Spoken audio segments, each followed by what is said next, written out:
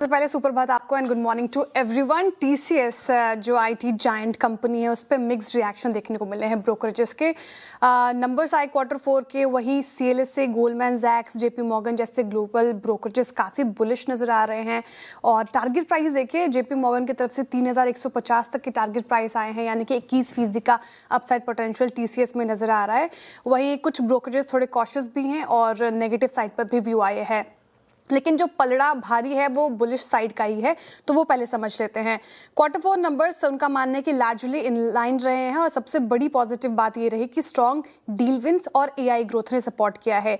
अब AI revenue total revenue का करीब 7.5% हो चुका है और 28% क्वार्टर स्ट्रॉन्ग ग्रोथ दिखा रहा है, जो कि अच्छी चीज़ है, जो कि आने वाले टाइम में ये कहीं ना कहीं बता रहा है कि यहाँ से स्ट्रॉन्ग मोमेंटम देखने को मिल सकता है। लेकिन पिक्चर इतनी सिंपल है नहीं, ग्रोथ अभी भी स्लो मान रहे हैं कुछ ब्रोकरेजेस जो साइड पर है। लगातार 3 क्वार्टर से सिर्फ 0.8% क्वार्टर ऑर्गेनिक ग्रोथ दिखी है, जो कि मैक्रो स्लो डाउन को रिफ्लेक्ट करती है, तो ये कंसर्न वाली चीज़ है। मार्जिन्स पर भी प्रेशर बना हुआ है वेज हाइक्स और एआई इन्वेस्टमेंट्स के चलते, और डिस्पाइट रुपी डिप्रिसिएशन उनका मानना है कि उतना एक्सपेंशन नहीं दिख रहा, तो एक्सपेंशन लिमिटेड है। जेफरी जैसे ब्रोकरेजेस काफ़ी कॉशियस है, उनका मानना है कि बीएफएसआई सेगमेंट वीक रहा है, डील बुकिंग्स उनके मुकाबले फ्लैट रही है और एआई आगे चल के प्राइसिंग प्रेशर भी क्रिएट कर सकता है, इसलिए वो थोड़ा कॉशियस है, सेल साइड है। लेकिन कुछ ब्रोकरेजेस न्यूट्रल स्टैंड्स भी दे रहे हैं, जैसे कि एचएसबीसी और डैम कैपिटल। उनका मानना है कि रिकवरी होगी लेकिन ग्रेजुअल होगी और फाइनेंशियल 27 बेटर हो सकता है, लेकिन कोई शार्प रिबाउंड यहाँ से देखने को नहीं मिलेगा। लेकिन अच्छी चीज़ है कि वैल्यूएशन काफ़ी अच्छी हो गई है टीसीएस की, तो ओवरऑल स्ट्रीट का मानना है कि टीसीएस एक स्टेबल स्टोरी है, लेकिन नियर टर्म में अभी ग्रोथ का इंजन थोड़ा स्लो रहेगा। ओके, चलिए बात मॉर्निंग सर, ये इसी खबर पर रिपोर्ट आई है, मॉर्गन स्टैनली की रिपोर्ट आ गई है। अंडर वेट है वो, लेकिन टारगेट प्राइस देखिए करंट मार्केट प्राइस से ऊपर का ही है। 242 का टारगेट प्राइस है, यानी कि 19-20% का अपसाइड दिख रहा है, लेकिन थोड़ा नेगेटिव साउंड कर रहे हैं। उनका मानना है कि कंपनी लगभग $2 बिलियन का बाईबैक अनाउंस कर सकती है, और हिस्टोरिकली ये देखा गया है कि बाईबैक अनाउंसमेंट के बाद स्टॉक में शॉर्ट टर्म रैली दिखती है। लेकिन मॉर्गन स्टैनली का मानना है कि एक्साइटमेंट ज़्यादा दिन तक नहीं टिकेगी, क्योंकि इवेंचुअली फोकस फिर से फंडामेंटल्स पर आता है, जहां ग्रोथ कंसर्न्स और वीक डिमांड का प्रेशर अभी भी बना हुआ है, इसलिए अंडरवेट। ओके, चलिए ये बात खासे टारगेट है, 33% का अपसाइड नजर आ रहा है मॉर्गन स्टैनली को श्रीराम फाइनेंस पर। 2325 के टारगेट प्राइस आए हैं, ओवरवेट की कॉल है, और इस पॉजिटिव रुख के पीछे सबसे बड़ा कारण है AAA रेटिंग अपग्रेड। और ये अपग्रेड जापान की MUFG बैंक के साथ जो स्ट्रेटेजिक पार्टनरशिप थी वो कंप्लीट होने के बाद आई है, जिसमें MUFG ने करीब 39,618 करोड़ में 20% स्टेक खरीदा है।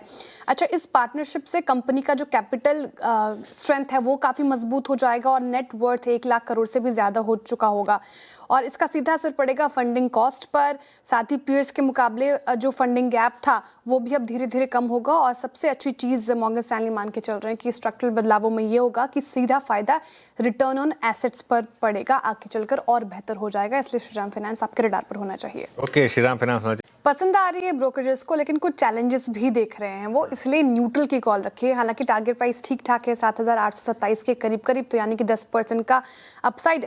अच्छा, इलेक्ट्रिक सेगमेंट में कदम बढ़ाते हुए रॉयल एनफील्ड की फ्लाइंग फ्ली C6 लॉन्च हुई है, जो कि 2,80,000 के करीब शुरुआती कीमत है उसकी। ये बाइक, इसमें कई सारे एडवांस्ड फीचर्स हैं, जैसे कि TFT, डिस्प्ले राइड मोड्स, लीन एंगल्स वगैरह। टेक्नोलॉजी के मामले में प्रोडक्ट काफ़ी स्ट्रॉन्ग नज़र आ रहा है, लेकिन नोमुरा का मानना है कुछ चैलेंजेस है, जैसे कि खासतौर पर बैटरी परफॉर्मेंस, चार्जिंग इंफ्रास्ट्रक्चर और राइडिंग कंफर्ट में सुधार की ज़रूरत है, ताकि मास अडॉप्शन हासिल हो सके।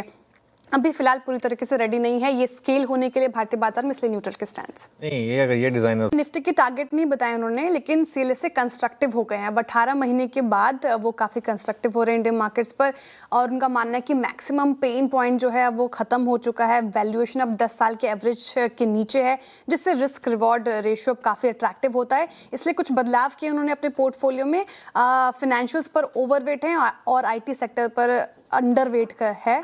और पोर्टफोलियो चेंजेस की बात करें तो सीएलएसए ने एलएनटी को एनटीपीसी के मुकाबले ऐड किया है। आईटीसी की जगह वरुण बेवरेजेस को शामिल किया है एफएमसीजी स्पेस में। ऑटो स्पेस में बात करें तो बजाज ऑटो से स्विच होकर महिंद्रा एंड महिंद्रा को प्रेफरेंस दे रहे हैं। और फाइनेंशियल्स में बजाज फाइनेंस को इंडसइंड बैंक से ज़्यादा पसंद किया है। साथ ही एचडीएफसी बैंक को भी उन्होंने पोर्टफोलियो में ऐड किया इन स्तरों पर, जब काफ़ी करेक्शन हमने देखी, जबकि टेक महिंद्रा को हटा दिया है। ओके चलिए।